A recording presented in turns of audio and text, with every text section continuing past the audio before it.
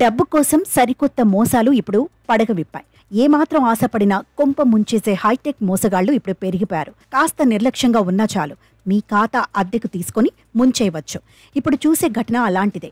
Bank ఖాతాలను అద్దెకు తీసుకుంటూ కొత్త మార్గంలో మరో మోసానికి కేటుగాళ్లు తెరతీశారు. యువతకు డబ్బు ఆశ చూపి బ్యాంకు ఖాతాలను అద్దెకు తీసుకుంటున్నారు. గోవా పోలీసుల దర్యాప్తుతో ఈ సంచలన విషయం బయటకొచ్చింది. బ్యాంకు ఖాతాలు అద్దెకు తీసుకుని ఎవరికీ చిక్కకుండా సైబర్ మోసగాళ్లు లావాదేవీలు కొనసాగిస్తున్నట్లు అధికారులు తెలిపారు. నిరుద్యోగులు, చిన్నా చితక పనులు చేసే యువతే లక్ష్యంగా అక్రమాలకు పాల్పడుతున్నారు. ఇలాంటి యువతను పరిచయం చేసుకుని బ్యాంకు ఖాతాలో అద్దెకిస్తే డబ్బులు ఇస్తామని ఆఫర్ చేస్తున్నారు. బ్యాంక్ అకౌంట్ రెంట్కి ఇచ్చిన వారికి ప్రతి 1,00,000 లావాదేవీకి 1000 చొప్పున అద్దె చెల్లిస్తున్నారు.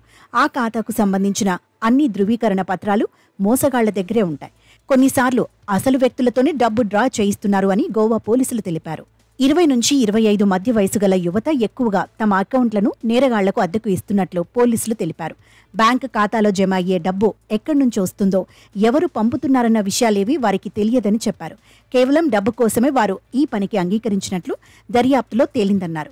సైబర్ మోసాలను పక్కదోవ పట్టించేందుకు కేటుగాళ్లు ఈ మార్గాన్ని ఎంచుకున్నట్లు పోలీసులు అనుమానిస్తున్నారు. దీనిపైన దర్యాప్తు కొనసాగుతోందన్నారు.